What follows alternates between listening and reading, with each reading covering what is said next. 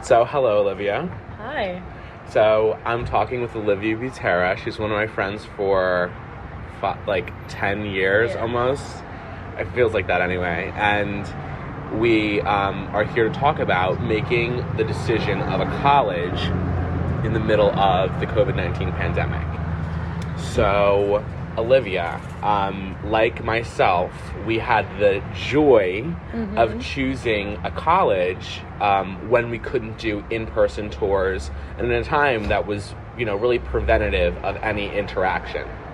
Right. So, just go through your general, decision process that you made during that time.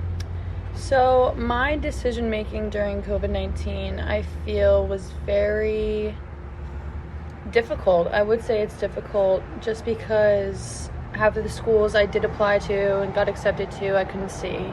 They were either like 5 hours away, 3 hours away, and the school I ended up going to my first semester as a freshman, I went to Marist College, which is in Poughkeepsie, New York. I was so happy to get accepted there because my brother went there. I was familiar with the area, the atmosphere, even some of the people, because I would be there every weekend to watch his football games, and it just felt very comfortable to me, which is kind of relieving, I guess you could say, when it comes down to the decision making, because I kind of knew what I was getting myself into, but little did I know that it wasn't going to be all what I wanted it to be. I applied there because of their academics as well, and it's not that far away from home. But I feel like the impact that my brother had on the school, I felt like I could have the same. I kind of just thought like if he could do it, I could do it, and I kind of didn't want to let anybody down once I did verbally commit. So I feel like I just had a lot to hold up to. But when I was there, like I said, it was not what I expected it to be. The COVID-19, you could say restrictions, I guess, during the move-in process was just, it was necessary, but it was very overwhelming, especially being a freshman. Like, you don't know everything. Of course I knew like the idea of the school, but it was all still very new to me.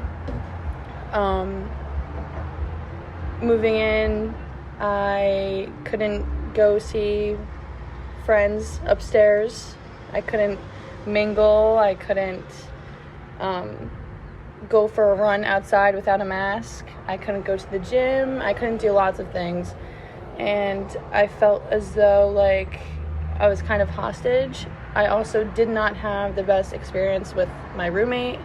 She would kind of disobey the rules, and she would go home. She had her car on campus when she wasn't allowed to, and nights got really lonely.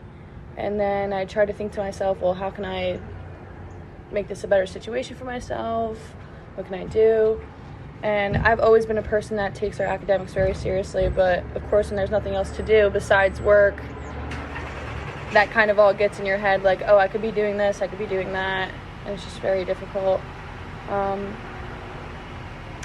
feel as though making the switch to go online my spring semester, it was kind of daunting because I did not want to tell my parents because I didn't want them to think that I was not capable of staying there, but it came to the point where I was just distraught and alone, and I needed the feeling of being home without just being at like a few days to visit. Like, I felt like home was a better place to be rather than at my college of my choice at the time. After my spring semester online, I also realized that Marist as a whole didn't give me what I really wanted. So I expanded my options. I told my parents that I wanted to make the switch, and they were nothing but supportive. And now I ended up at a school that I originally couldn't tour and see the campus initially. So that school is James Madison University. It was one of my top 3 schools at the time, and now I'm there, and I'm very happy. I got to see the campus before I put my application in, and yeah. So that's, certainly a whirlwind of a first, I guess, year and now like a half of your college experience. And, for myself included, I think that in this sort of unconventional time, there's so much to be learned. So, coming out of this experience and now being where you are now, what, in hindsight, what, do you know now that you didn't then? And what are those, life lessons that come out of that? Well, I think from my experience, it goes a little deeper than just like it being a school. It really does feel different when you're in an environment and you're like, okay, this is where I belong. So I know that now. I know not to make decisions just based off of what I already know. It's good to go out of your comfort zone, and you don't have to make decisions for other people as well. It needs to come from you. You need to have genuine happiness, and that's where you can thrive, I feel more. There's not a lot of pressure as much, because you just want to make it work all the time when you're at the place that you don't want to be at. But like when you're at a different environment, you can just feel that immediately. So when people say like, oh, this school gave me the college feeling, I didn't know what that was like until I went to James Madison, my current college.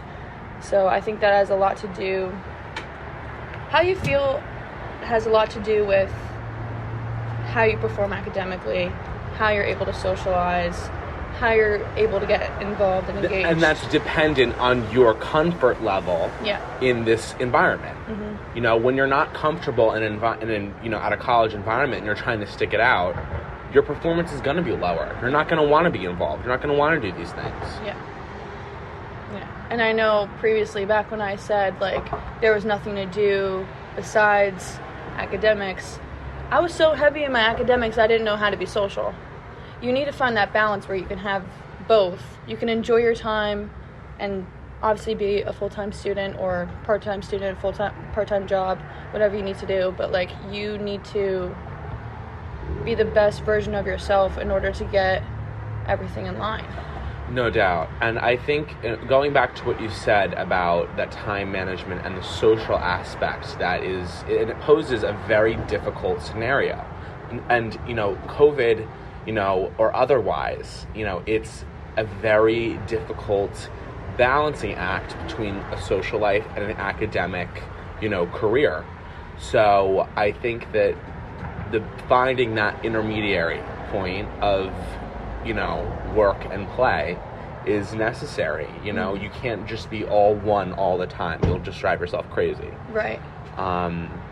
But, more into the social aspect of your college experience. What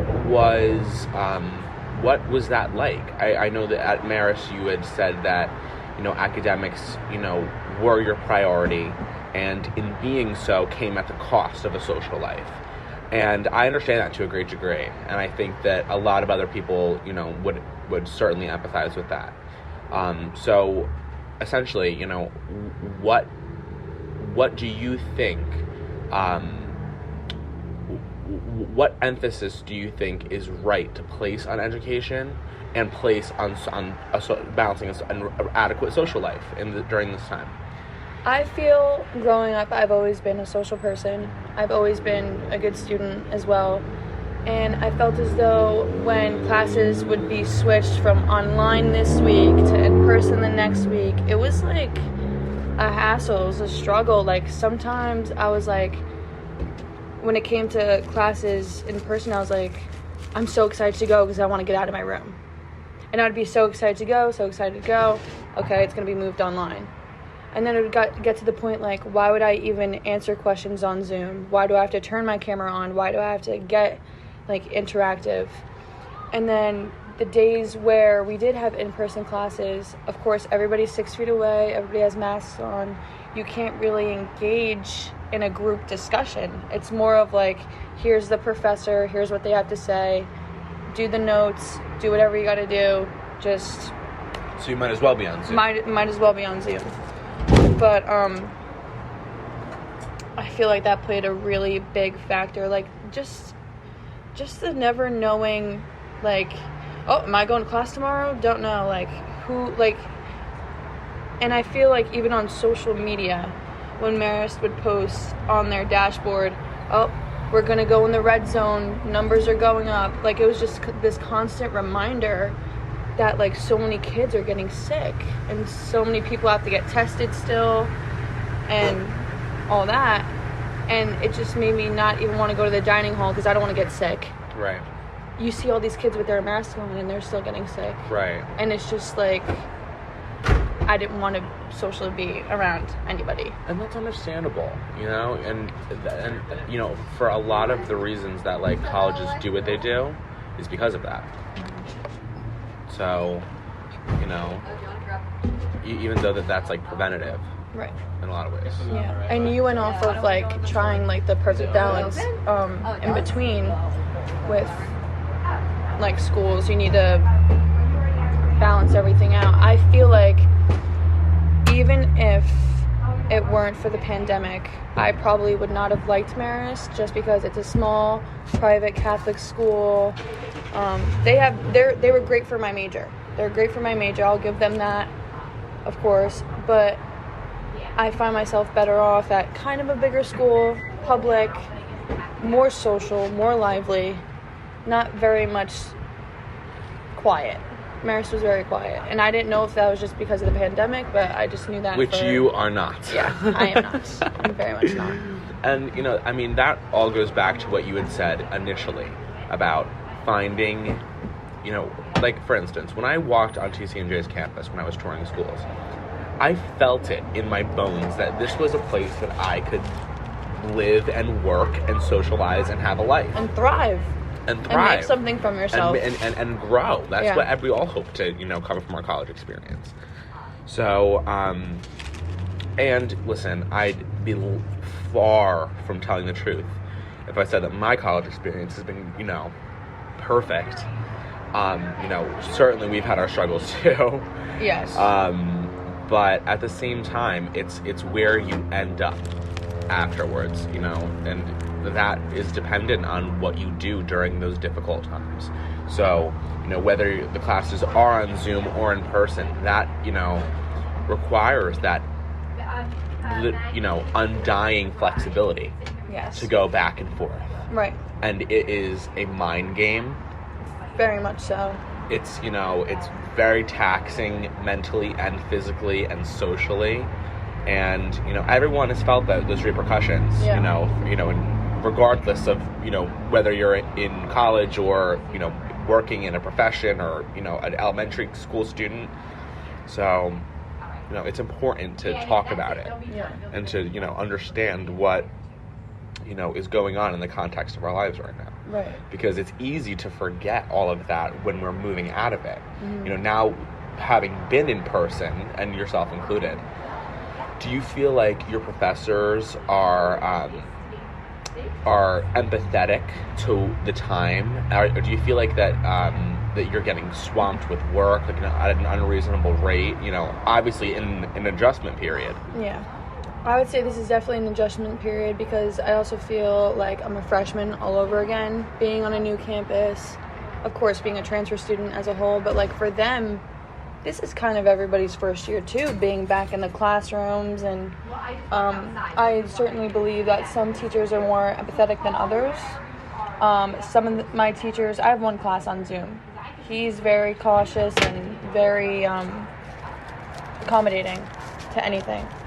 So I have one class on Zoom, but it's not a headache. It's not difficult. It is not difficult.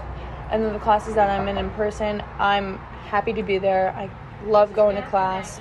My professors have our quizzes and timed essays online, because they're like, we get it, because they understand test anxiety.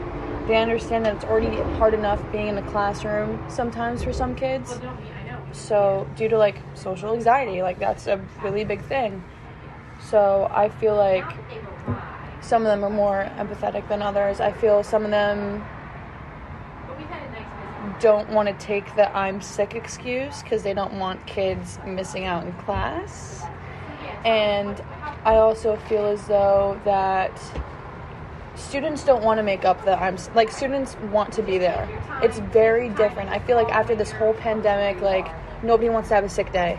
Nobody wants to stay home. See, now that, Like, while that it's is so weird. While that is very true, and while there's a lot of people, and people like, you know, you and I, who are, you know, excited and, you know, mobilized to learn, you know, we long for that in-person instruction. Yeah.